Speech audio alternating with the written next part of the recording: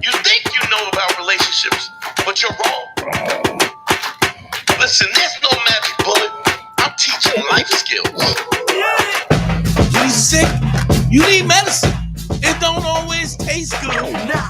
But it'll get you better. You need this medicine. It ain't gonna always taste good. But this is what you need. Men and women, bottom line, we need to have the conversation.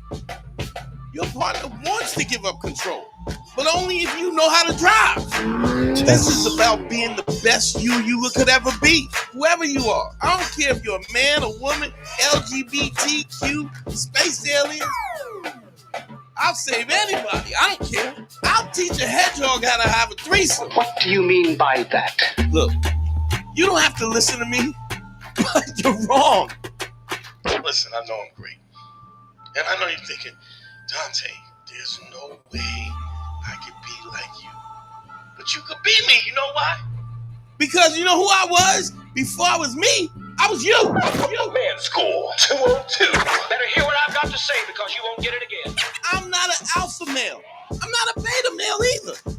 I'm just a better man. Well, put your happiness first, because if you don't, they won't. Yo, GYBB, get your balls back. WWDD, what would Dante do?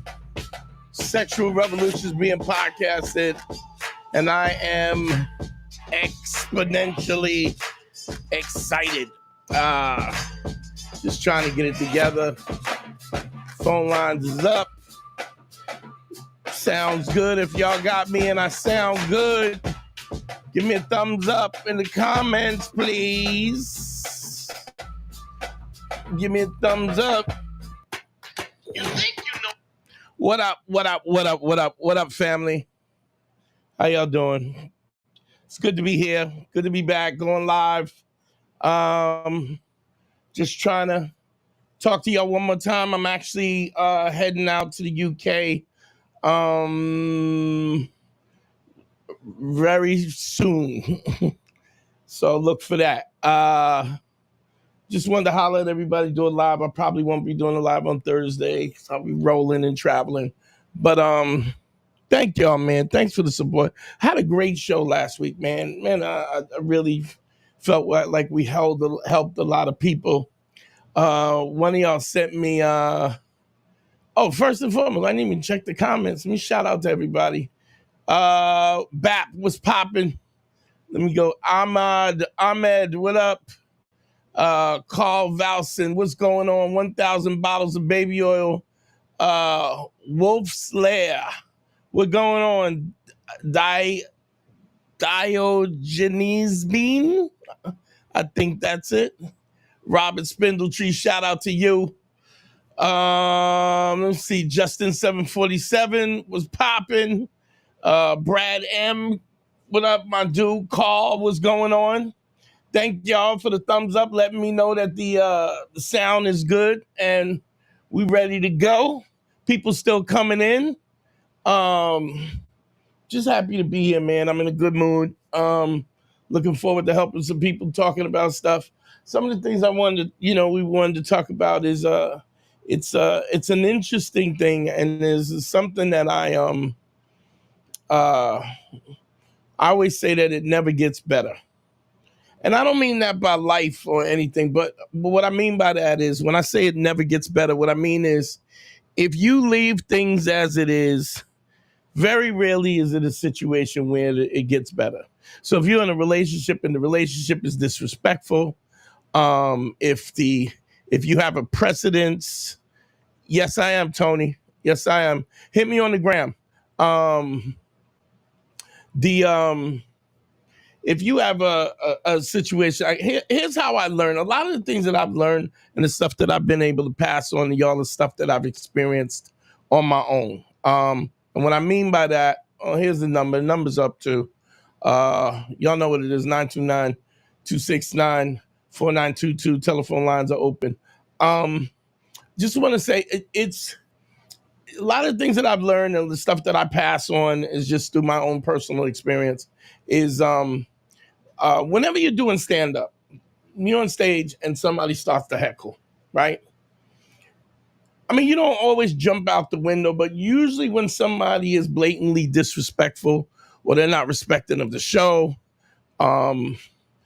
it doesn't get better unless we speak up. There's never a situation where when we don't speak up, the situation is better than when we do.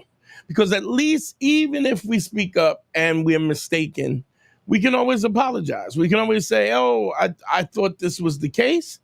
This is not the case. And thank you for clarifying it. When we sit back and we're sitting back waiting to see what somebody else is happening, meantime, we're going through this discomfort where wouldn't it just be easier to ask? What do you mean by that? What does that mean? How do you feel about this? How do you feel about me? And what I find more so than anything is the reason why people don't speak up is because they're afraid to. They're afraid of what the consequences are. They're afraid what the outcome is. Usually they have something at stake, and because they have something at stake, they don't want to jeopardize their possibility to fix that. Hold on, we got a call. Let's get into this.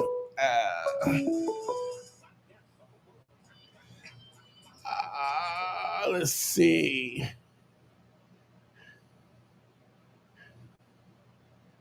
Voicemail. Yo, what's your name? Where you calling from? Hey, what's up, Dante? It's Xavier. I'm calling from California. What's up, Zabe? How you doing? Give me 1 second. I got to give a big shout out to Shaheed Campbell. Thank you for the $40 cash app. What's going on, Zabe? How can I help you, bro? No, I just want to give you a shout out. When you say never let anyone define you, because it'll soon enough. Right. It won't be long till they try to say you ain't shit. Yeah. No, you're right about that. And I just want to thank you because the work that I do, I interact with so many people, and again, it's just taking inventory of who I am.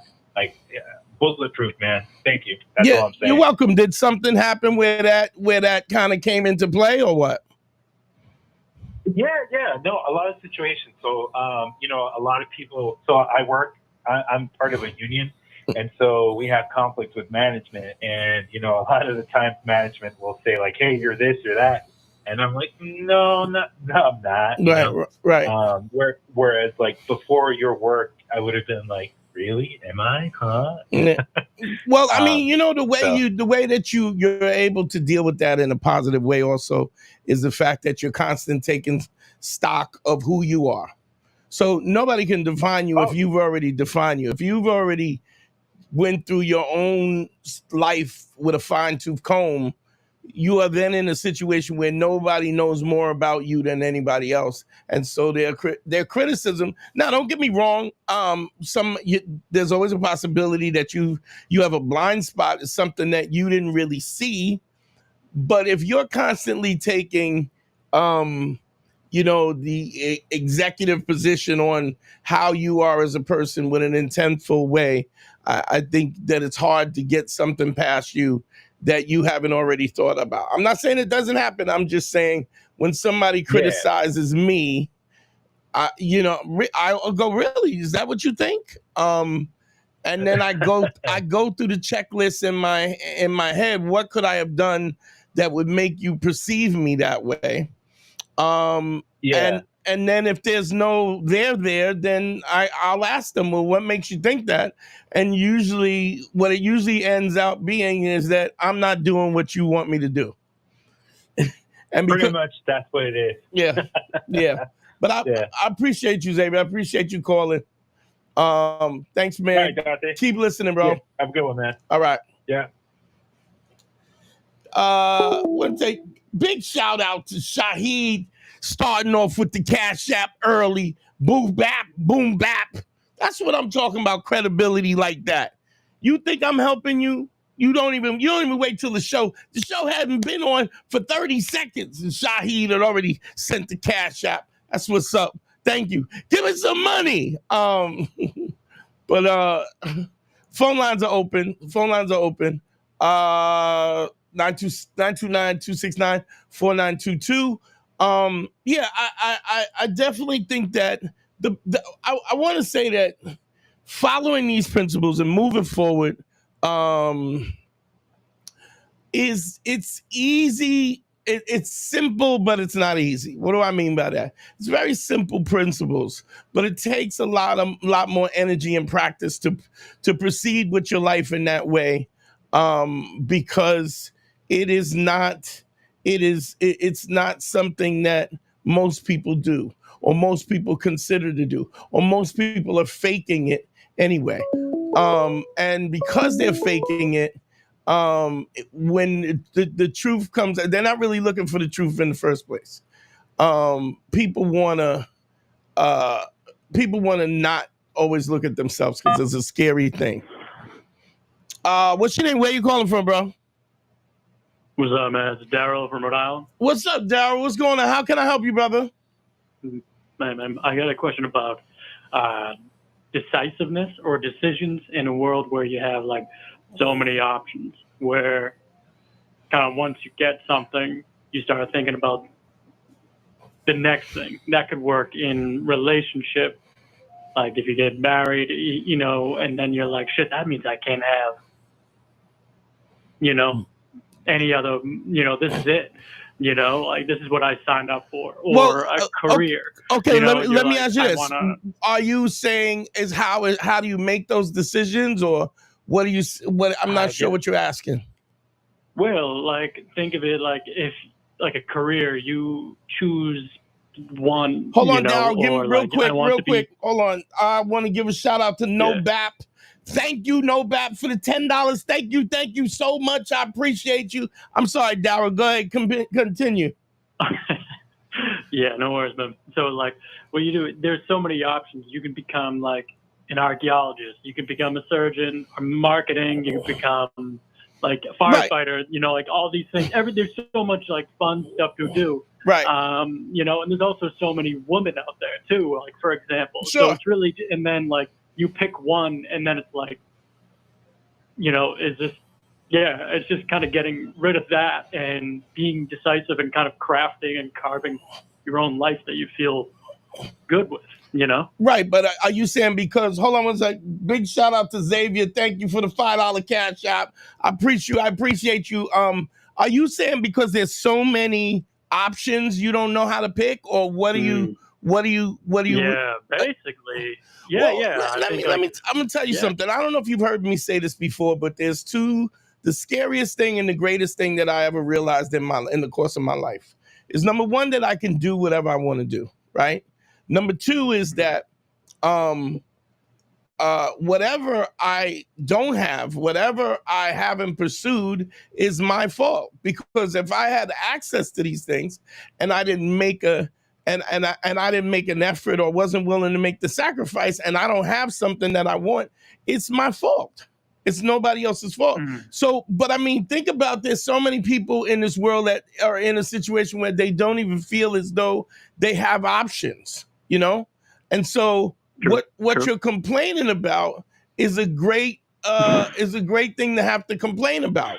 That you have all these options and you don't know which to pick. If you're asking me how do you go about picking those things, it's something that I talk about all the time, is that you got to have these inner conversations with yourself. And part of when we talk about ACE and authenticity, the authenticity is just not outward. The authenticity is also, there has to be an inward authenticity. You got to be honest about yourself. For instance, let's say a girl is dating a guy and the guy is cheating on her. And she says, part of my non-negotiables is that I'm not going to let nobody cheat on me. If I have somebody who cheats on me, if you have somebody who is a serial cheater, right, and you're a woman or a man or whatever, and you allow it, right, then you're not being honest about what your non-negotiables are. Do you understand? So understanding that, like you have to, if your response is that you're so afraid to move on from a relationship, then you have to assume that what you perceived as your non-negotiables is not your non-negotiables, if that makes sense. Yeah. Yeah. Well, I think it might come down to like a fear of commitment. You know, well, I mean, I'm not even going through that. I'm talking about the person who's receiving this, who you have an agreement with, and then they're receiving the fact that somebody promised fidelity and then it didn't pan, and then they decided to do what they want to do. But that's just that really is my expression about the honesty that you got to have about yourself. And if you're still in a relationship and your chick keeps running out on you, your man keeps running out on you, then you have to calibrate what you think is your non-negotiables.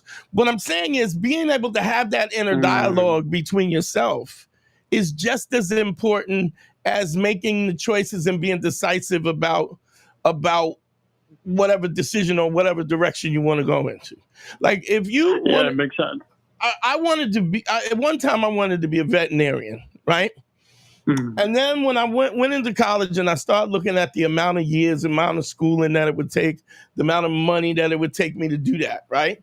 I was not willing to do that. I wasn't willing to dedicate that kind of time. I wasn't willing to go. I wanted to party. I was running after skirts. And I had to be honest with myself that I just really wasn't going to do that. And so you weren't good at it. But it was more about me being honest with myself about what I was, not just what I was capable of, but what I wanted to do. Do you know what I mean? Like it's easy to say, oh, I want to do this, or I want to do that, or I want to do this, right? There's only a certain amount of time in a day, and you got to wonder if you like doing it, that you're going to be able to do it when you don't want to.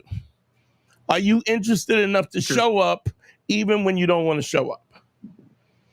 Yeah, because I've had that thing in relationships where it's like, okay, by the time we're locked in, the girl is head over heels, I've been married before, and then it's just like we kind of get to that point. Yeah. And then I'm like, you start sacrificing, and then, the compromising and all that stuff. And then it turns out you're like, is this really what I wanted? And then or are you just on this life?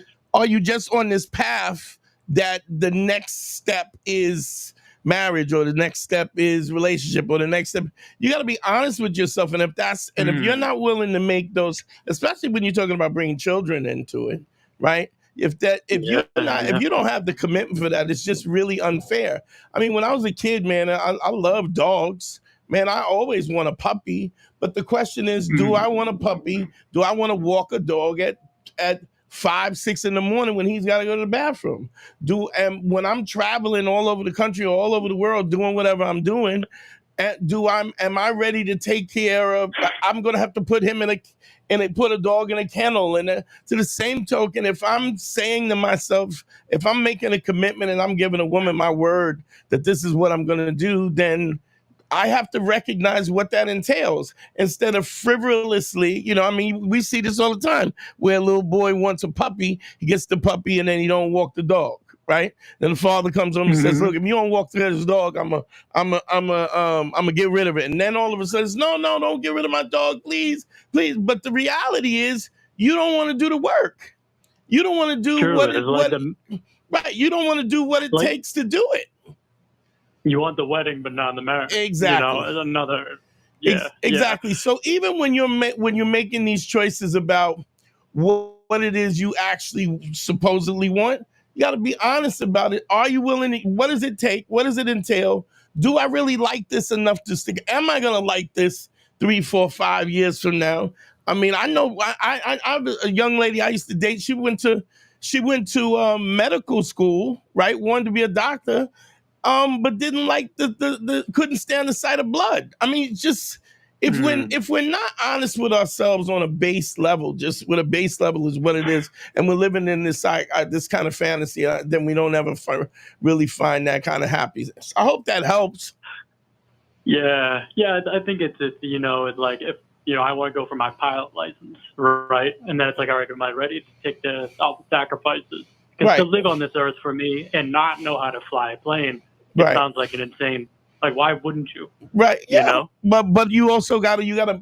I have my stepdaughter from my first wife. She's a commercial pilot, and that's a lot of hours you gotta put. You gotta put in a lot of hours, and even after you put a lot of hours with like a small engine plane or something, I mean, do you want to do commercial or do you know what I'm saying? There's these questions, but I think if you ask these questions and then you really kind of move with intention, the answers are there.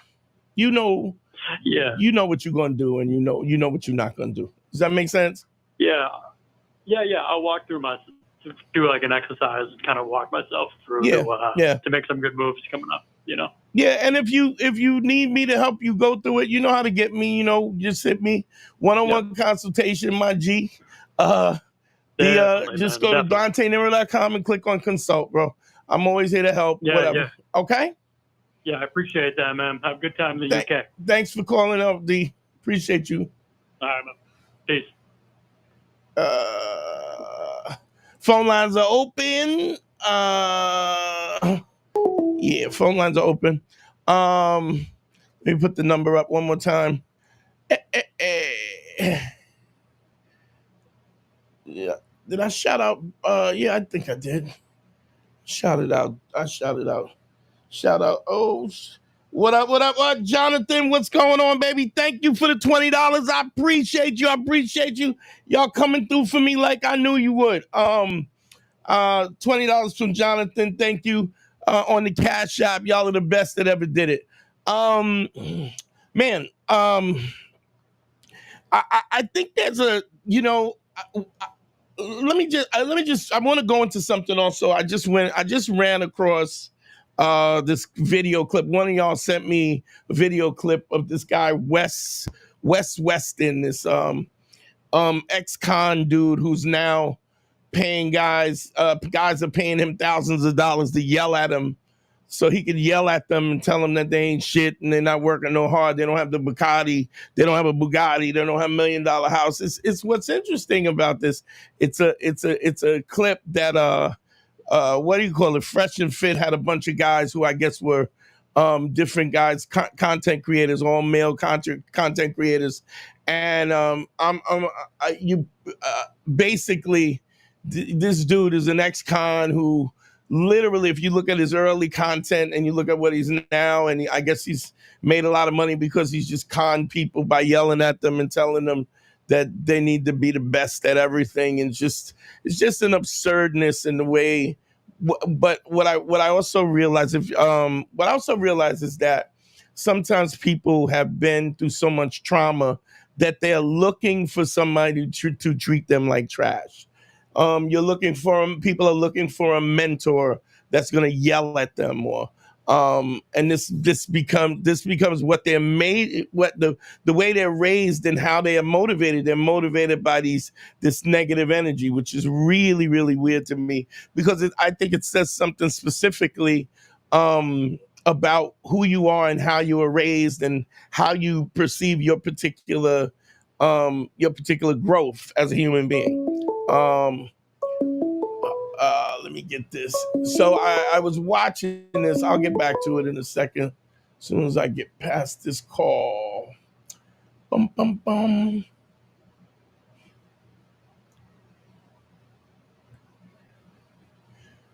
Yo, what's your name? Where you calling from? Hey, it's James. I'm calling from Kansas. What's up, James? How are you, brother? Not too bad. I booked a consultation with you about, I'd say 3-4 weeks ago. Okay. Great to talk to you again. Man, great. How did it go? I mean, I do so many. I'm quite sure as you give me the little bits and pieces, I'll remember. But how did the advice go? How did the consultation go? What you think? And what was the outcome? I got by a Latina girl, and you kind of helped me. Okay. See that I needed to straighten up a little bit. You gave me some reality and told me to go lay the bricks, and I've been doing it. Right. Yeah, I feel great, man. Yeah. It's a life changer, man. Yeah, I was just hanging out with one of my old coworkers. This lady I used to work with, I just smashed and got on got on YouTube and I saw you were on. I was like, hell yeah. Yeah. I appreciate it. So, yeah. Anything going on? I'm Anything I feeling can help great. you with? I just wanted to give you your flowers, man. You've helped me turn it around. I was really feeling bad about myself for a little bit, and then you were like, you basically just smacked me in the mouth, and you were like, hey, you're right, dude. And I was like, all right, I got you. Yeah, well, I mean, you know what you got to understand. I think you have to understand. Sometimes you get into this rut and you start to fool yourself into thinking that things are more important than they are, and we start to romanticize about people because and I'm not to say. I mean, I don't know either way. Maybe it was amazing at one time, but usually by the time that the relationship is falling apart, or it's never as good as we remember it to be in the first place, if that makes sense, Complete sense. And when you lay the 5 bricks, what it does, it keeps you social, it keeps you active, and it just, things just start to roll off your back because you are social, you're interacting with people. And I also think there's something to that, just us being human beings and being, wanting companionship and humanity and in touch with each other. And so it just makes you feel so much better. I'm glad I could help you, Jonathan. I appreciate you, man. Thanks for calling.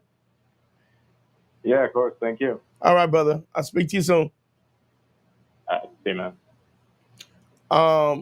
Yeah, I mean, we pick them up and we set up the pins and I knock them down. I mean, a lot of times I think that we get into a situation where we think things are so overwhelming because it feels so overwhelming. This is a weird thing. When I was a little kid, I had a really hard time learning how to tie my shoes. Real quick. Shout out to Jonathan. Thank you for the $20. I appreciate it on the Cash App. Thank you, Jonathan. Where's my horn? Carlos, also thank you for the $15. Carlos, thank you for the $15. I appreciate y'all supporting me, man. I'm really trying to make this content the best content that I could possibly do, and I feel like I'm really genuine. I really genuinely want to help people, and I feel like anytime I do consultations with people, so on and so forth, I think they feel that. I think they feel that I'm genuinely, like, I'm not gonna lie to you. You know what I'm saying? If you're doing some bullshit, I'm gonna call you out on it. But I mean, but I'm also gonna give you a way in which you can come back. Some of the things I say all the time, the greatest thing in the world about being a sucker is tomorrow you don't have to be. So there's always a way back, and unless you give up, or unless you don't want to, or you don't care. But yeah, I think this dude's name is Weston, meathead, musclehead dude who went in prison, came out, and he was creating this content initially about, doing prison stories. And then all of a sudden he became this, I guess he made money or whatever, some kind of online courses or something that he was doing. And man, I wish I could bring it up. I wonder if I can bring it up. Let me see if I can bring it up. God damn it. Yeah, it's just weird. I mean, you know what? I'm not even gonna do that now because the phone lines are open. 929-269-4922. It's a weird, odd thing when I watch this nonsense that's obviously trash. Like, people's whole perspective is obviously they're just talking trash, and you could tell because it's inconsistent. Number one, it's inconsistent because a lot of times people want to define what your happiness, and this kind of over materialism of this idea of over material, like everything, your whole life and your whole your happiness is these material things. Don't get me wrong. I mean, money is always great. You want money, but you have to, you just getting money in the context of Yeah, it's Wes Watson. That's the dude. Just getting money in the context of nothing else. It really is not. It's really an empty. There's an empty kind of understanding. There's an empty kind of result you get from that. Because and don't get me wrong, I'm not. I'm not in a situation where you can define your happiness the way that you perceive it to be. Yeah, here it is. Let me see if I can bring this up. I'm hoping I'm trying something new, y'all. So if I get a call, I will definitely pause this to get the hold on. Hold on. Let's see if it'll come up. All right, yeah, this was the clip.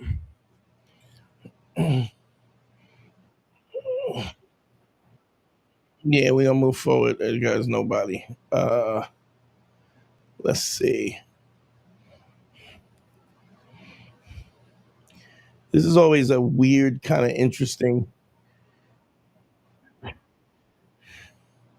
Okay, this is this dude with his yeah,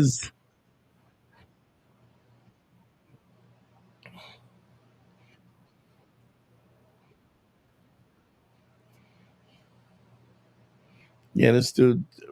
You know what? I'm not even gonna play this dude because it's just too much cursing for me. It's just,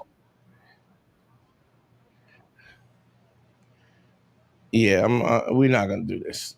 Yeah, this is a bit much. But yeah,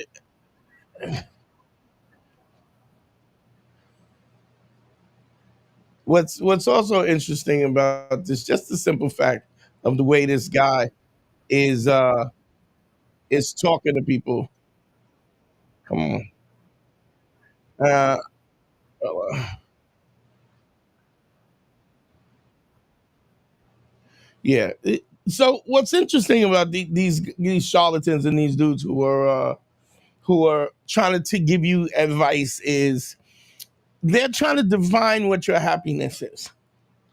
And I just think that it's a really arrogant thing to try and take somebody's life and define what the happiness. Anytime I do a consultation, anytime I meet with somebody, anytime we do I always ask if you're listening to me and we do a call, I asked you, what is your question? How can I help you? What is your outcome?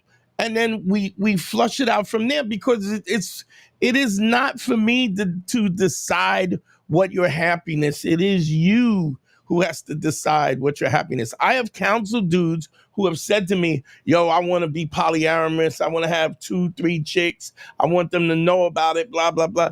Yeah, all of that sounds good until you gotta actually do that.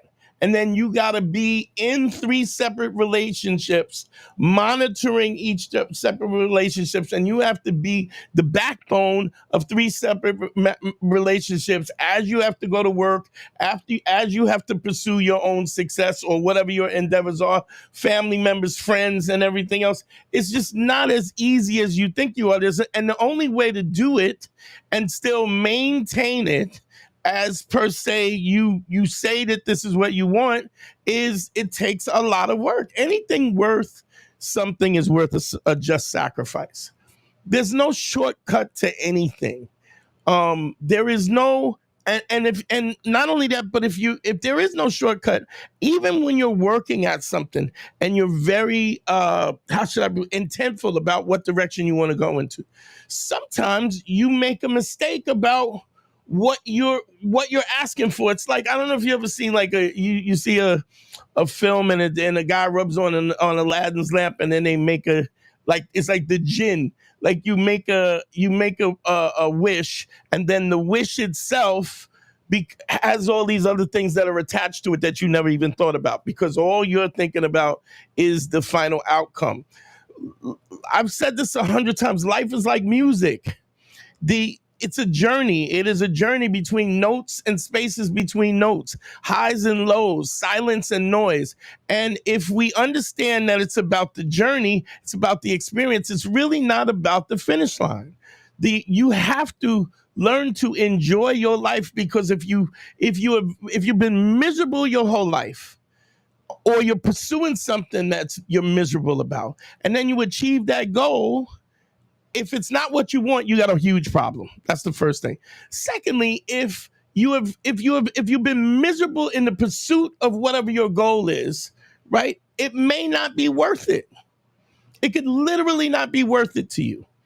So I think as we're transitioning through our lives, we can also change what we think is happening, how we perceive relationships, how we see business, how we see family members, and we can find a way that we can find true happiness. And based on the circumstances and the variables present, it can change. You can say, this is what I want. And then as you're exploring these things, right, you can say, wait a minute, I didn't think about this. There's always dimensions to this that you didn't think about. You try to do as much as you can sort of research on it, but ultimately you can't play basketball until you get on that court and you miss some shots. You got to make mistakes. You got to put yourself out there and you got to make mistakes, but you also got to be willing to work. If you're not willing to work, trust me, you're just not going to, it will stay the same. I can't tell you how many times, let me back up. You also don't want to be part of somebody else's plan.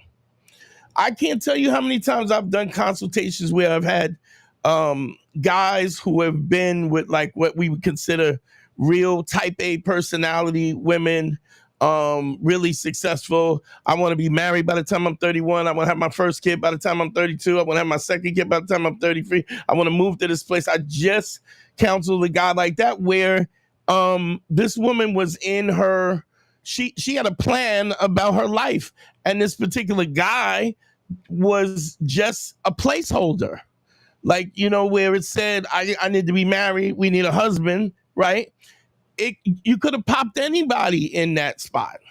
Like it really wasn't special to her who was in that spot, as long as these things, long as this timetable that she created is fulfilled. And the first thing you notice is that she's not happy. You find this a lot of times with immigrant parents, especially women that come from immigrant parents that are very, very strict about the timetable of what's going to happen. You don't want to get caught up in that, because the consideration is not you. You are just one of the pieces on the puzzle on the chessboard being moved around. And I've counseled dudes who literally have picked up and moved to different countries. Let's get married and move to different countries. But what you're ultimately doing is you're making these adjustments. Which, don't get me wrong, I'm fine with you making those adjustments if it's the adjustments that you want to make. When I've said this 100 times, compromise in a relationship means that neither party gets what they want. Both parties get a portion of what they want, but nobody's completely happy about any of it.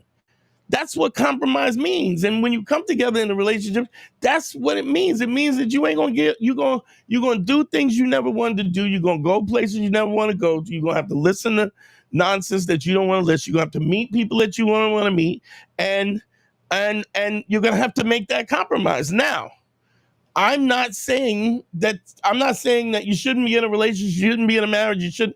There's benefits and trade-offs, but you got to be honest about whether those trade-offs and those benefits are worth it to you. And just because you're in the mode, like you find a lot of times women, want the wedding, don't want the marriage, and then what happens is they're just marching along because this is what they were taught to do, and they get to the end of it and they realize that this is not what made them happy in the first place. And to be clear, to be clear, and and I'm not being disrespectful. I want you to understand I'm not being disrespectful to immigrants and people who have these strict cultural cores, right? But what I am saying is your parents made their decisions for their life. They didn't ask you what you thought or what you didn't think, what you approved of, or what you cannot, as an adult, you cannot let your parents dictate the decisions that you make and what makes you happy. Most of the time, whole idea of what self-actualization and happiness is a new concept. It's a whole new concept in the last decade, where people go to therapy and they try to fix their trauma and stuff. But what happens is if we grow up with a strong family core, or a core of how we perceive our family or how things should work out, man, we're listening to people who have not even been able to make their own self happy. They're not happy in their own relationships. They're not happy in their own lives. And yet and still they're dictating to you what you should do and what you shouldn't do and how you should do it. It's really absurd. And they're 50, 60, 70 years old, still controlling your life, when most of the time they haven't done what they wanted to do. Don't get me wrong. Look, if you got a mother and father who are blissfully happy and understand what their happiness, and they compromise, that's far and few between. You very rarely find people who are self-aware to that degree where they're able to achieve that to any degree. Big shout out to Bobby. Bobby, thank you for the $40 on the Cash App. Thank you, brother. Wait a minute. Thank you. Phone line is up, 929-269-4922. I want to talk about this whole thing. The loudest person doesn't make you the smartest. I was listening to this guy, Wes Watson, and I'm listening to his content because we're in the same field, I guess, directly or indirectly. And here's a guy in one interview. The guy is literally talking about how he's empty and broken and nothing matters. And in the next breath, he's talking about his Bugatti and his Benz and his Rolls. It's just absurd. I mean, there's this level of absurdity where people when are we gonna? If we have learned anything about this whole Diddy thing, is money don't buy the happiness. Don't get me wrong. I'm not saying you shouldn't have money. I think you should have money. You should have money to be able to give you, because money gives you choices. But if you're not self-aware enough to make decisions, and really flush out reasoning and logic in the decisions that you make, even if you succeed, which is difficult to succeed if you're not self-aware and you don't know what decisions to make. But even if you succeed, you're going to be unhappy when you get there. And then you've wasted all this time and energy, and you're looking at another. I can't tell you how many times I have done consultations, asked the guy, he's telling me, yo, my girl, she broke up with me, blah, blah, blah, blah. We're going through, well, do you love her? Yeah, you love her. Tell me how you love her. And they can't articulate why this woman, who is being disrespectful or unavailable or selfish or whatever, they can't even tell me why they love this woman. Then I ask them, well, what's your favorite basketball team? And they'll say Golden State. And then I ask them, why do you like Golden State? And just all I got to do is act like I don't agree. And they will list, well, I love Steph Curry. I love how they play as a team. I love this. I think they got blah, blah, blah. And they can list 100 different reasons why Golden State is their favorite basketball team. But they can't list one reason. What do you love about your woman? What do you love about your girl? What do you love from a woman's perspective? What do you love about your dude? Because this is what we're doing, is we're thinking, we are thinking in the context, we're mimicking what we perceive as happiness in. Phone lines is up, 929-269-4922. I'm loving the direction that we're going. I'm loving the fans, because I just want to say, man, I appreciate y'all. Y'all allow me to do this. Y'all allow me to sustain myself while I'm doing it. And with all the donations and stuff in the Patreon, don't forget the Patreon and all that. Let me go through the comments. I'm only going 1,000. I'm feeling good. 1,000 bottles of baby oil. I'm feeling good. Wagwan. Everything good.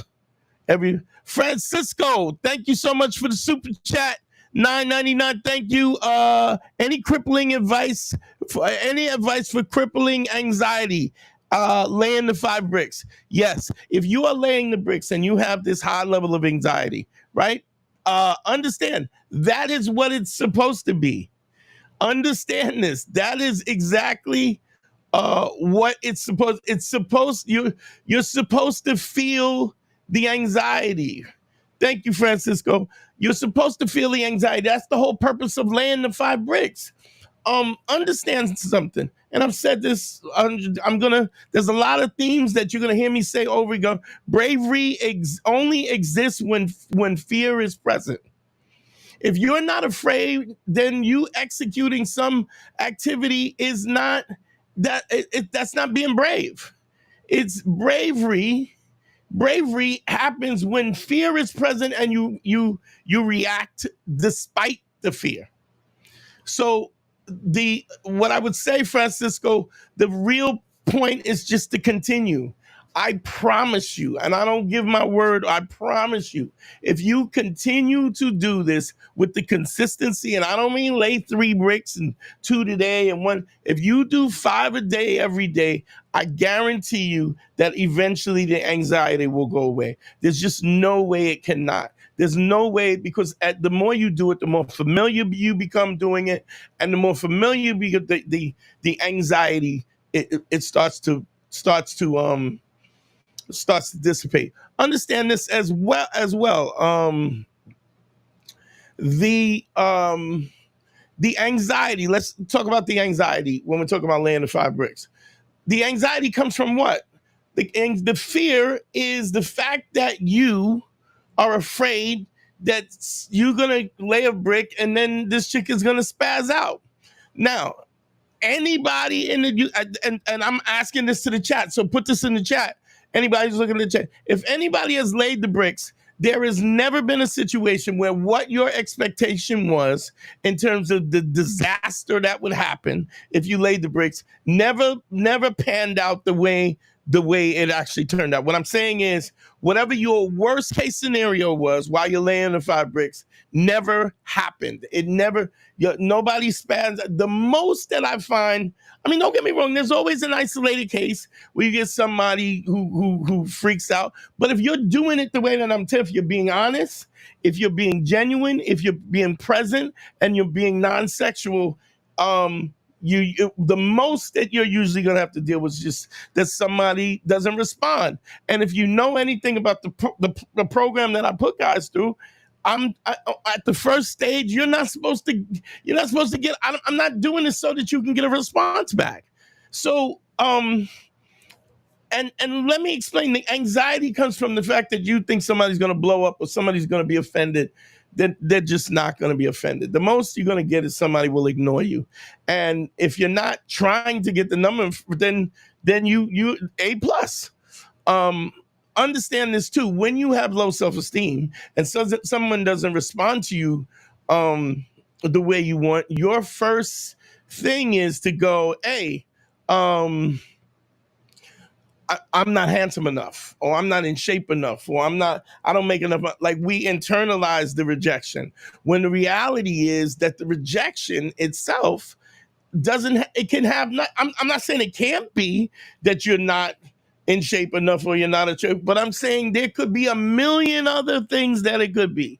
Her cat could have died earlier today. She could have just lost her job. She could have her period. She could have just found out that her grandmother is terminal. Like, there's a million other things that it could be that would have caused this woman to not respond in a favorable way. But because of our own personal insecurity, we make it about us. And I'm not saying it's not necessarily, it could be us, but it's very unlikely. It's very unlikely. It's almost like you think you're too important. that you have this ability to just destroy somebody's life with a comment. You just don't. And if you're paying a compliment out of an honest presence that's non-sexual, and you're being honest, then you're just not going to get that anyway, Francisco. But I mean, if you're having a problem, you know how to get me. You played yourself, said, what are you anxious about? Being ignored, being rejected, having a woman say something nasty to you. What's the worst case scenario? I feel like I've had a consultation with you. You played yourself, because that's exactly what they're saying. First of all, what you have to do is you have to learn. Laying the 5 bricks on the first phase is just for you to learn to communicate without being transactional. That you're not saying hello simply because I want to get a number, because I want to have sex, or because you're just learning to be social. And you got to start somewhere. And you're not going to be good at it. You're not going to be good at it until you take time. Being ignored, you are going to get ignored. You have not created a rapport. She has no vested interest. But what we're doing is just by going this, all you have to do is focus on the task. If you're talking about being ignored, nobody told you to get her. On the first phase, I'm not telling you to get her attention. I'm not telling you to get her number. I'm not even telling you that you have to get a response back. All I need you to do is just do the first stage. Let's get that, and then we'll move on. Stop trying to put the cart before the horse, because that's always going to screw you up. Yeah, most of the time, the loudest dude in the room. Do I have any advice on talking or approaching studs? Doug, I mean, studs in general, I don't know. I think you got this little thing for studs. Look, I think if you're an honest, I can't tell you how many studs I know that I'll be hanging out with, like cornrows and sports bra, and they be like, yo, I'm hanging out. Yo, what up? You good? We good? Blah, blah, blah, blah, blah. Yo, I gotta go. Where you going? Oh, I'm going to pick up my daughter. What? Your daughter? So understand this, just because her preference is whatever, doesn't mean she's not down. I've seen plenty of studs who on the slide, don't mind sliding somebody a little slice. I'm not even gonna mention the name, but I remember, that, but it was a stud I know personally, is a kind of a famous stud, and she got some big ass titties, huge McGuffies, and will let you beat, but say, yo, you better not tell nobody. I think the approach is the same. At the core, a woman is going to be a woman. We talk about gender being a spectrum. There's a difference between Richard Simmons, who is a man, and Dwayne "The Rock" Johnson. There's always a spectrum. There's a difference between, Beyonce and Roseanne. Not Roseanne. Roseanne, or even Whoopi Goldberg. We have to understand that. But at the core, human beings respond in the same ways, and they always will be. Let me put the phone lines up real quick. Wait, I'm going through these things. You excuse me, bro. Let me get your back. Yo, it's mad fine bitches up in here. Whatever. I just think you gotta go at them the same way you would go. Just be honest.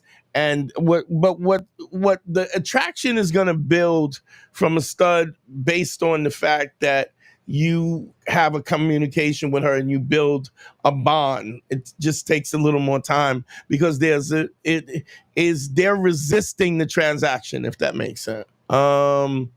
What's the best way to attract women? A woman, meaning how should I carry myself in a way to appeal to women? The first thing, Chandler, that's a good question, but it's such a huge question. First thing is that you have to laying the 5 bricks is the first step, because you have to get past the fear. If fear is present, you're never going to be able to operate on a level that makes you proficient enough to access your particular charm and your ability, how interesting you could be if you have fear. It's just like anything else. When we are dealing with fear, we can't operate at our optimum pace or our optimum level. So you got to lay the 5 bricks. But but these are things that you learn in small increments. Like I said, it's simple, but it's not easy. There are simple things that you got to do, but you have to make these things through practice. They become innate, and then you're not thinking about it, and it happens all the time. I'll be in a conversation with a woman, and you just always, there's always a situation where I just will know what to say, what goes with what. And the only way you do that is through practice. And the only way you practice that is you have to practice that by being social, by laying the 5 bricks where you're having these interactions. Ziggy Bronco says, let me see, his phone lines is up. If y'all want me to talk about this stuff, y'all can also call in. The phone lines is on. I'm afraid I'm falling into the category of men who reject the notion of dating and focusing on fixing oneself. Don't get me wrong, I still love it, and I'm gratefully internally for each one. Here's the thing, Ziggy. This is the thing where we're talking about life. Life is time is the commodity. Life is finite, right? So what I'm saying is there's things that you can focus on and give more energy to than other things. But let's be honest, you're not always spending every minute of your life fixing yourself. If you were spending that much of an intense time fixing yourself, then you would be fixed already. So we got to be honest about that. The reality of this is that we're in a situation where you want to hold off on the other stuff out of fear for the fact of failure that you might have by actually dealing with press 1. dealing whatever comes to you. What's your name? Where you calling from, family? God, it's me, Gandhi, and I'm calling from Vegas. This is who? Gandhi. What up, Gandhi? What's going on? I'm doing all right. You know, I remember our call earlier. You've been telling me to do the 5 women a day. But doing it, I know Halloween's coming up, and I'm like, man, how should I play this? What? I'm trying to go to the parties and something, and like. You got to speak up, family. You got to speak up, okay? Oh, all right, I'll speak a little louder. No, you know, Halloween's coming up, and I'm asking if there's any advice, any particular thing that I could be doing better. I know I'm only in the stage 1 of things, but then just do nice. phase 1. Here's the thing. Look, you got to understand something. I'm not out there with you in the field, right? So I don't know how good you're doing it or how you're not going to do it. But what I'm saying is I am very explicit about what the procedure is. And what I'm saying to you is, so how long have you been laying the 5 bricks? Ever since I called. So I think it's almost been a month now. All right. So, I mean, what do you find? Let me ask you this. What do you find different? From then to now? Yeah. Well, I started realizing my mistakes on my compliments, like, or you know, try to be more intricate with them, because sometimes I'll just be dry with the compliment. I'm like, that compliment was just boring. It was nothing. Okay. Or sometimes I noticed where I would walk away too fast from, like, after, like, oh, have a great day, and then I can. Right, you didn't even give her a chance to respond. But honestly, I don't mind that initially because of the fact that that's where your head is at. One of the big whole incel movement, the fresh and fit, all of the reason why there's so many guys that are looking for this help is because they get. So there's something I've said on this channel. I said fear is fear grows within the, and when the opportunity is presented and how long you take to access the opportunity. So for instance, if you like, I'll give you an instance. If you're laying the 5 bricks, right? And and you hesitate, the longer you hesitate, right? I've noticed it. The more the fear builds, and then ultimately, if you wait too long, then you can't even move.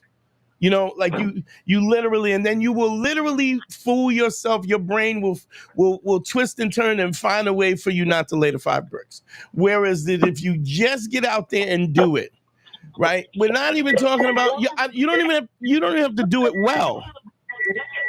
You can do it. You can do it.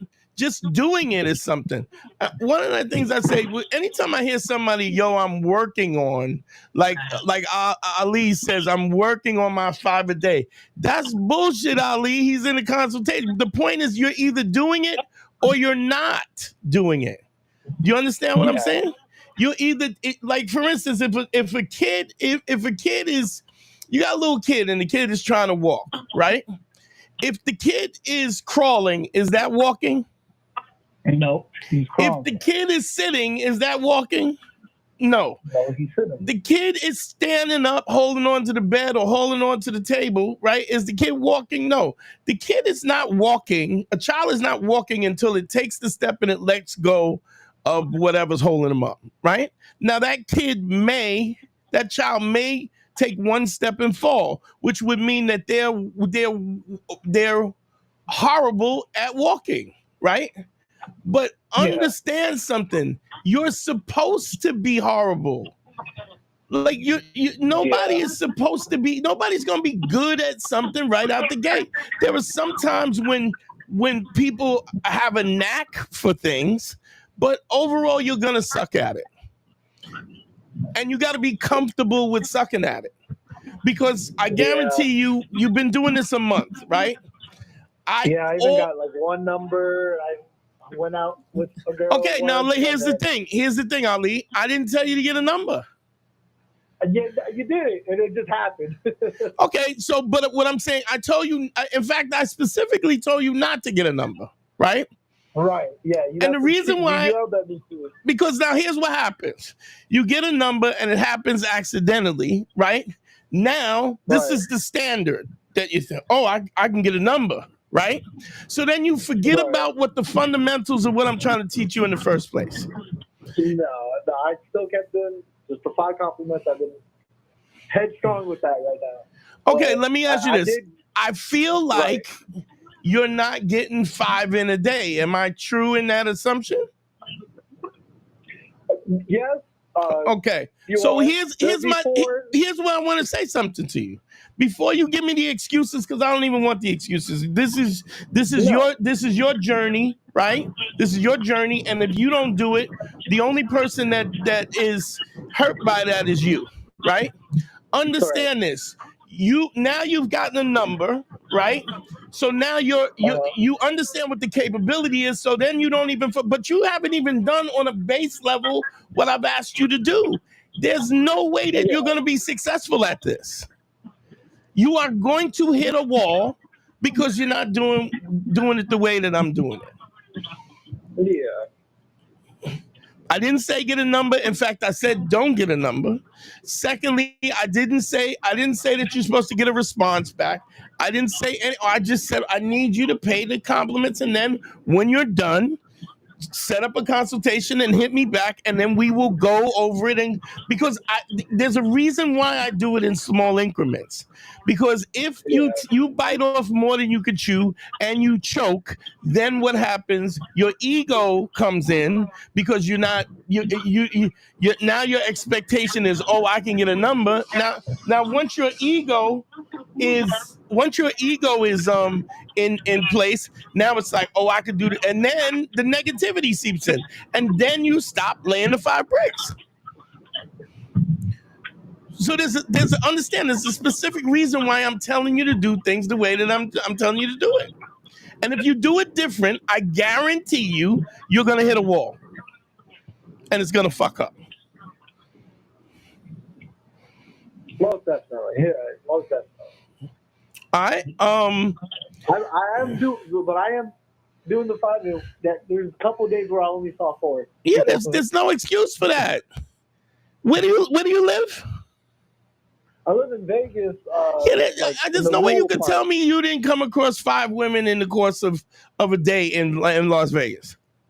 Other than me being at work, no. I would go out, and it's already, by the time I get off work, it's already night. So I try to go to Target that's nearby. I know there's somebody over there, so that's where I always end up doing it. And then I try to go out. Stop. Let me ask you this.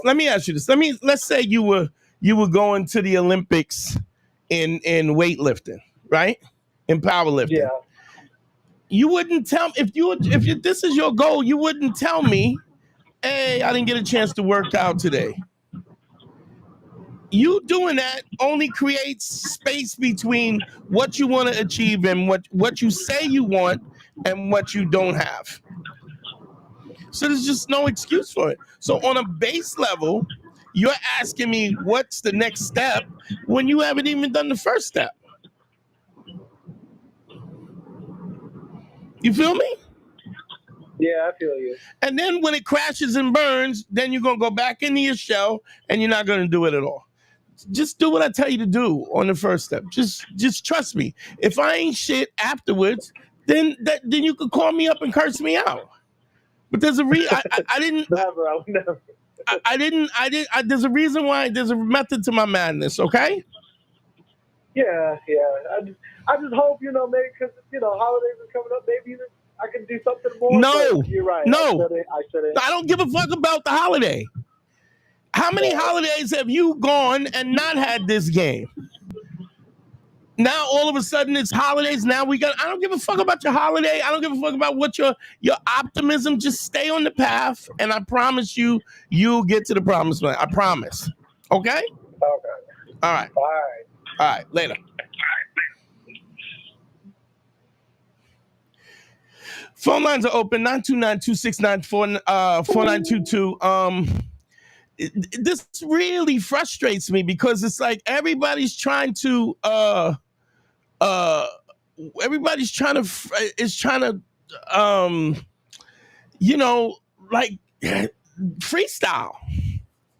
You don't even know how to rap yet. How you freestyling?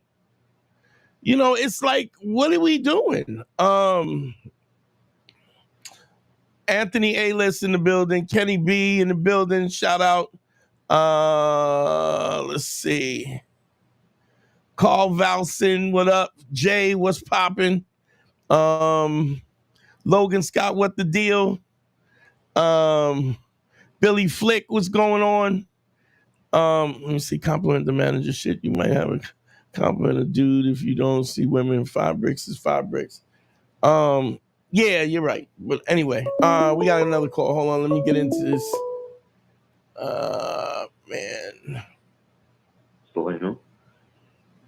To accept, press 1. To send a voicemail, press 2. What's up? Where you calling from?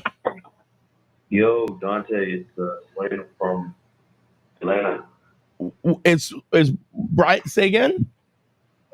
It's Seleno from Atlanta. What up, Slee? What's going on?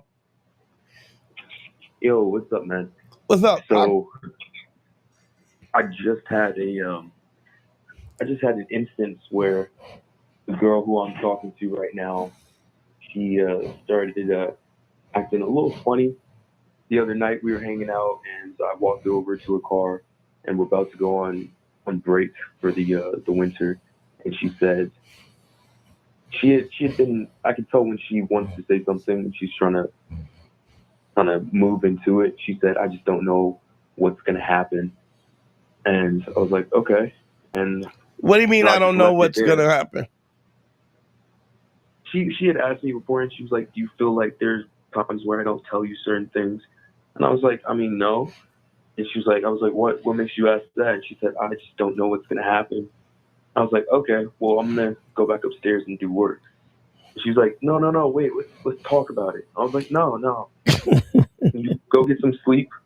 I'm gonna go back upstairs," because I could tell she was trying to she wanted to have a conversation, but she wanted me to Right. She wants you to initiate initiate it, right? And you didn't. So now, just so you know, this is my man Salino. Shout out Salino. Salino's been training with me for a while, and so it's interesting how to watch him evolve. So it's like I just don't know what's going to happen, which is the opening line to go. Oh, and then go, what do you, now as the guy, I'm going, what do you mean? And then she goes, I don't know. I just don't know. I mean, I'm thinking a lot of things on my mind. And then you got to spend an hour trying to figure out what the heck is going on. Right. Yeah. The bait is like the bait and switch. Right. Yeah. Hold up. Dave, what's going on? Thank you for the Cash App, bro. $20. Thank you so much, brother. I appreciate you. The whole thing is interesting because when you're in a situation where you're literally going, you start to anticipate the game that people have. Like the people have game, and this is like she wants you to pull it out of her. And the bottom line is, as she wants to pull it out of you, you just not playing that game forces her hand. No, let's talk about it. Let's talk about no, let's not. Like if you got something, oh man, gosh. So what happens? And so what ultimately did she talk to you about what she had to talk to you about, or no? Or did you just keep it moving? I kept moving. I was like, listen, it's like it was late. I was like, I'm gonna go back upstairs. I'm gonna do work. She right. was, no, because I'm gonna think about it. I'm an overthinker. I'm gonna think about it. I was like, well, just think then. I'll see you. I love you and have a good night. And then I just walked back. And then some time passed. I went back to my dorm. She sent me this long text saying that she loves me. She doesn't know how to express it sometimes. And I didn't respond. But I saw her the next day, and I said, just business as usual. Asked her how her day went. The same, wasn't acting weird or nothing. Right. And I texted her later saying, hey, why don't you come over later and let's talk. Right. So she comes over, and I'm like asking her how her day was. We talked, and I was like, listen, about the text you sent, you don't need to worry. Now let me let you know what's going on. What's ultimately is that and I'm going to use this word without, and I don't mean it in the offensive way that it sounds. What you're doing is you're training her that if she has something to say, she has to get it out. That this passive aggressive nonsense that she's mostly accustomed to, I don't know how to put it on. Yeah, okay, well, you figure it out and then you hit me back. It's not unkind, but it's also not giving space for the nonsense that that women will give you because of the fact that that you'll tolerate it.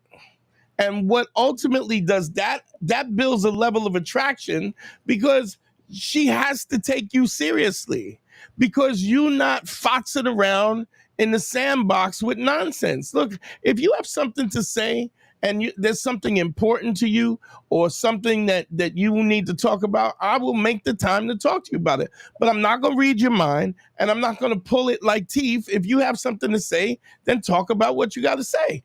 And if you're not going to talk about it, I'm moving on because this is a waste of time. This is a self-indulgent kind of thing where it's a way of gaining attention, but not real necessary attention in order to get to know somebody or become more intimate with them or to get closer or to build love or to build kind of because you're dabbling in all this emotional baggage and these emotional tactics. And the minute you decide that you're not going to deal with it, it stops. Correct? Yes. I told her, I said, listen, she said, I feel like, there'll be times where I'm not expecting it. You'll be really vulnerable with me, but then other times when I'm vulnerable with you, you don't receive it. Let me say something. That is what I call being consistently inconsistent. If you don't never want somebody to get you want a woman to understand what your boundaries are and respect your boundaries, right? but you don't. She should not be able to predict your responses, especially unless it's, of course, what you're making clear about what you don't and what you do and what you don't like and what you're going to tolerate and what you're not going to tolerate. She should understand your non-negotiables, but other than that, you shouldn't be predictable. Okay? Yes. All right, brother. Okay. Always good to hear you. All right. Thank you. Oh yeah. So this is the study that I was talking about black fathers. It's the National Institute of Health, and at .gov says results of overall Black non-resident fathers were significantly more likely to spend time engaging in activities with their children as compared to Hispanic and white fathers.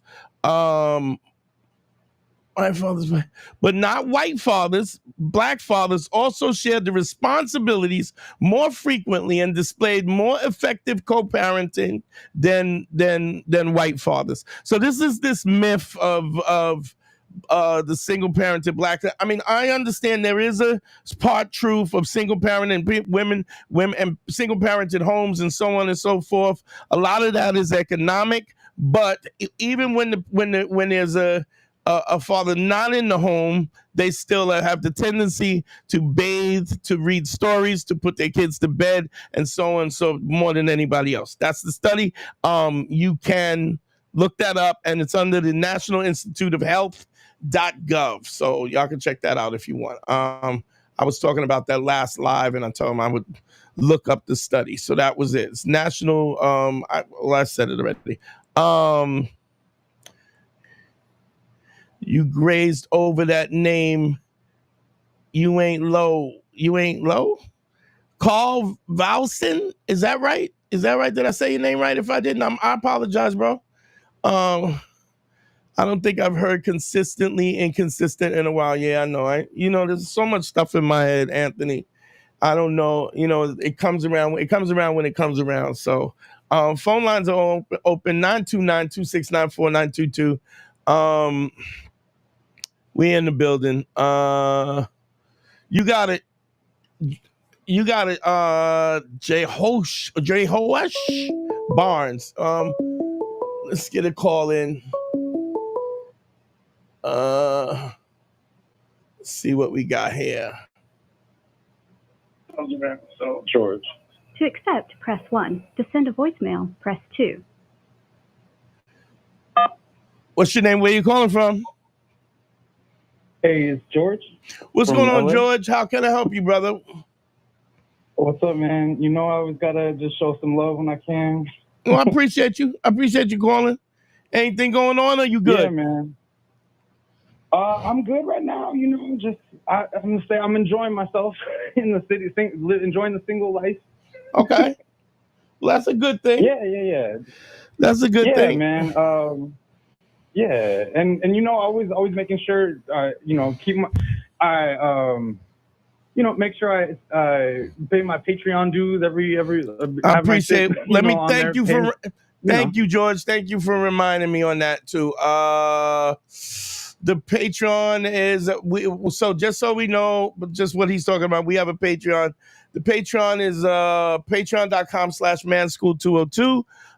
We do like extra content. We go a little deeper on the technique and stuff like that. It's the bonus content, but it's one of the ways that one of the best ways to kind of help us support the show and to keep the show going and keep the content up. So I appreciate you calling, George. Thanks for the love. All right. Yeah. I was gonna say because y'all are uploading the old school. Like the archives, right? Yeah. The archives, the old Beige Phillips stuff is going up. Harry's actually most of it is up, but there's a lot of the older stuff when we did a different format and people that I interviewed and different celebrities and stuff that I've interviewed and so on and so forth. So it's an interesting. You get all the background content with the Patreon. And that's patreon.com. Patreon.com/manschool202. It's up on the thing. Yeah, I was gonna say that's like I'm listening to like 2015 shit, and that's when I started listening to y'all, right? Right. And I can say I've been listening to y'all ever since. And like I always say, this life-changing shit. That's when I did my 5 bricks. You Right. know, Now you still I'm like still throwing do out the my 5 wins, right? bricks, yes?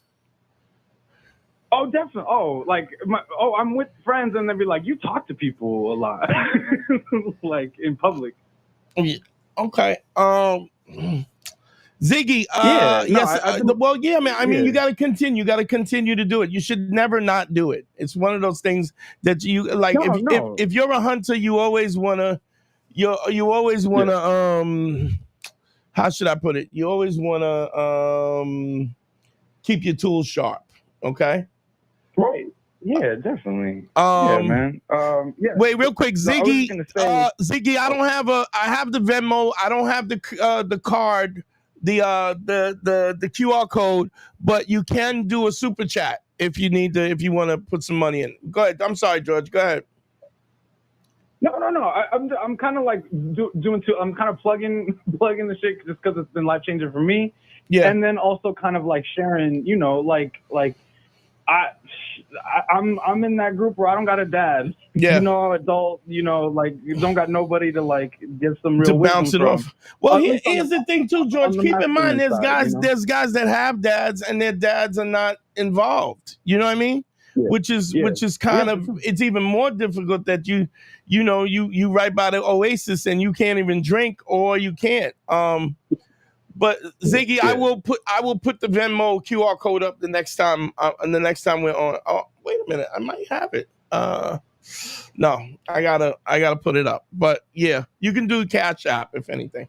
Yeah, man, I appreciate it. Also, what I find is a lot of the dudes on the Patreon, they kind of connect on the Patreon.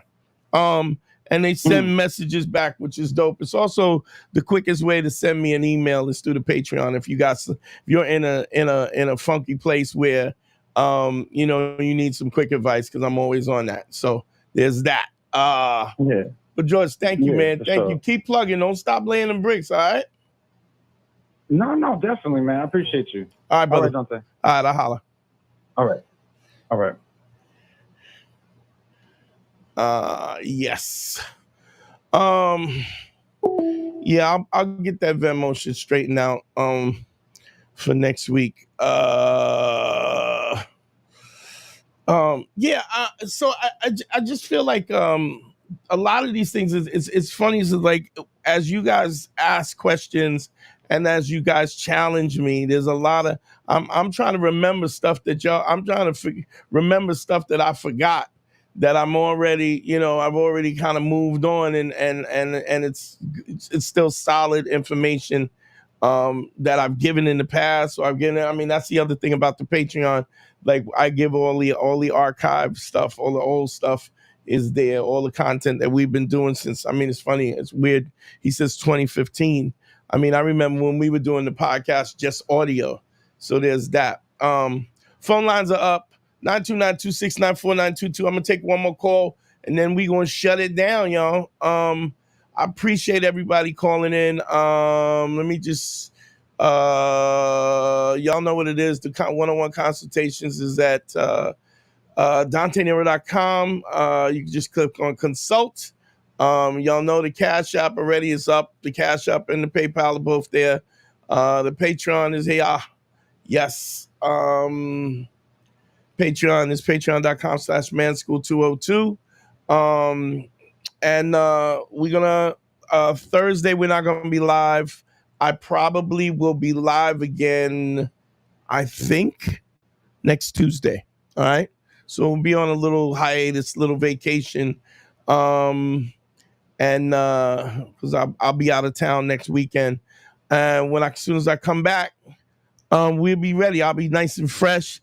I go see my little man, and love him up and kiss him up and rough him up like I'm supposed to do.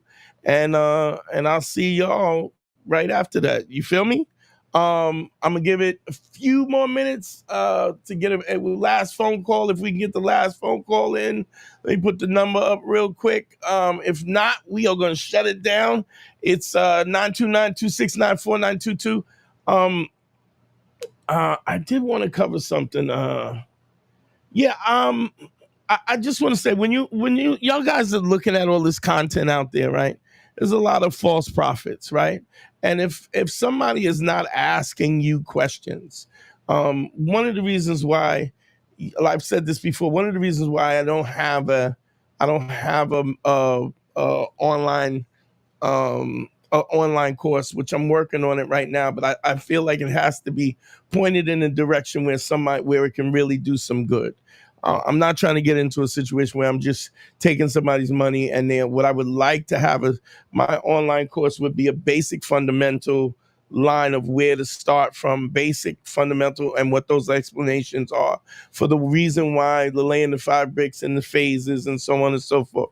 But ultimately, this is something that you have to learn specifically to you, because everybody's situation is so clearly different, that you have to have one-on-one. I remember my crazy nephew, he was trying to learn how to sing, and he was doing it by Zoom, where you can't really learn, because you got to have, when you take vocal lessons, you got to have somebody has to be hands-on. Now, I mean, I don't have to be hands-on, but you being aware of what those mistakes are, so that you don't allow somebody to make the wrong mistakes, and then those mistakes become habitual, and then you can't break those mistakes. To accept. What's your name? Where you calling from? Yo, what up, Dante? This Fap from AZ. What up going on? How can I help you, killer? What's going on? Hey, man, I'm going to just keep it quick, man. Just a quick question. Like, what would you say is the best way for somebody to start building their self-confidence up? You know, like, say they're like from ground zero and they don't have no self-confidence. Well, so let me ask you this first. What would you say? Are you speaking for yourself? Yeah. Okay. Let me ask you this. Why do you think you don't have self-confidence? Have you ever thought about that? Man, I'd say just based on like how relationships have gone in the past, and then just probably just my interactions with women and stuff like that. I mean, not that I have a whole bunch of me, actually pursuing, but just I would just say based on that. Okay, so have you had a lot of failures in the past?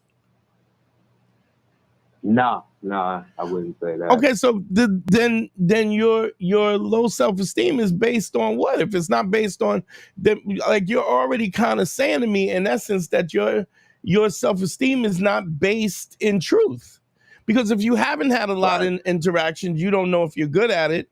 And to be honest, I can be honest with you, if you haven't had a lot of interactions, you're probably not going to be good at it, because it is unreasonable for you to it's unreasonable for you to expect to be good at something when you've had no training and no practice. Is that fair enough? Right. Okay. Yep. So there's that. But the other thing is, what's in the background? I hear something in the background. Is that you? No, it shouldn't be none. Okay, so here's the thing. Like? ACE, when I talk about ACE in general, right? Whenever I talk about ACE, or God, I hear something in the background. Let me see. When we talk about ACE in general, right? Authenticity, credibility, and empathy, right? Anytime that I've asked somebody, how many people do you know tell the truth, keep their word, and have empathy for other people? And moreover than not, people get a long pause, and then what happens is they even if they can come up with somebody who practices one of those techniques or one of those kind of qualities, they don't practice all of them, right? Because there's such a rarity that you find somebody who tells the truth and keeps his word, much less somebody who tells the truth and keeps his word and has empathy, if that makes sense. So just practicing the principles builds your self-esteem, because if you are acting in those ways, you're better than 90% of the people out there. Right. Simply because you yourself don't know people who are honest and people who are people who are honest, or people who are you know, people who are credible, keep their word. Mm-hmm. Do you have the volume on in the background? Is that what's going on? The volume? Nah, no volume. Shit, I hear something in the background. It's driving me crazy. Anyway, but practicing those principles is where the confidence starts, because once you can say that I'm a guy who tells the truth, I'm the guy who keeps my word, and I'm the guy who is empathetic enough to see where other people are coming from, your self-esteem automatically builds, because who's better than you? You know, you may find people, to me, if somebody is acting in that way, there may be people as good as you, but there's nobody better. I don't think you can be a better human being if you practice those principles. You feel me? So doing that. Now, doing that is a lot more complicated than you think. And which is, I mean, because it's not just honesty with other people, it's honesty with yourself. It's honesty even with your recognition of your own conscience. Like what I was talking about earlier is that when you start to search your thoughts and you have this inner dialogue about what direction you want to go in, you got to be honest with yourself. And a lot of times that is difficult to do. And then also you have to be able to remove the emotion, because if the emotion is in it, then you're not going to have the self-awareness to be honest with yourself. But I mean, if you just start off just telling the truth, showing up when you say you're going to show up, doing what you say, that's what builds the self-esteem. That's the whole purpose of the principles in the first place, because it's a rare thing. It's anything, if you understand basic business is supply and demand, something that is rare has the most value, because it's just due to scarcity. The value exists because of the scarcity. So if you're a guy, if you can't think of anybody in your life that tells the truth all the time and keeps his word, right? You being that guy makes you special. You feel me? And it's not attached to your height or your looks or anything. It is directly attached to your discipline and the decisions you make, so that you can start to feel good about who you are as a person. Make sense? Right. Yeah, no, it does make sense. And I mean, personally, I feel like I do hold my word as far as, like, you know, showing up when I say I'm supposed to show up, you know, holding myself accountable and things like that. It's just when it comes to, like, just the women aspect, I feel like I haven't had that much experience in it. Yeah, but that shouldn't diminish your self-esteem. You can't expect to be good at something that you didn't have no practice. And here's the other thing, dog. If you know what I'm saying? I always say this, dog. I'm here, man. I mean, the information is out there. I got a bunch of information. I have a bunch of clips and stuff online. And if a push comes to shove, you can always do the one-on-one consultation, and we'll dig into exactly where this self-esteem comes from, where that thought came from, because that thought had to come from somewhere. When you look at a brand new baby, or you look at a kid, that the fear and that stuff, fear and lack of confidence, it comes from, it's a learned response. It's not something that we're born with, you know? And sometimes you need somebody to dig into that and kind of, are you laying the 5 bricks or no? I wouldn't say I'm laying them. I wouldn't say that's a no. That's a no. The explanations on this, that's a no. Like 2 so bricks, here's the thing. You're asking me a question and you're not even taking responsibility for the fundamental stuff that I'm giving it away for free. Right. Nah, and you're not even taking the responsibility for it. So, you know, which says something about the fact that I'm giving it for free and you won't take advantage of it. The question is, then we need to ask why that is. And that may be something way deeper than you understand. But we can fix it, dog. Just hit me, book a session, and we'll thrash it out. Okay? All right, cool. All right, family. All right, appreciate you, bro. Yeah. Let me see real quick. Let me shout out to everybody. Everybody thank you, Shaheed, on the Cash App. No Bap, thank you. Xavier, thank you. Jonathan, thank you. Carlos, thank you again. Bob, thank you. Reno, thank you so much. All the people that hit me up in the Cash App, I really appreciate y'all, man. I love y'all, man. Thank you. We're gonna get back in it. You know, I'll put a post up when the next live is gonna be. You know, I'm going to see my little man. So y'all stay tight. Everybody, Lady Five Bricks. Authenticity, credibility, empathy. GYBB, get your boss back. WWDD, what would Dante do? The Sexual Revolution being podcasted. Yo, peace. Love y'all, man.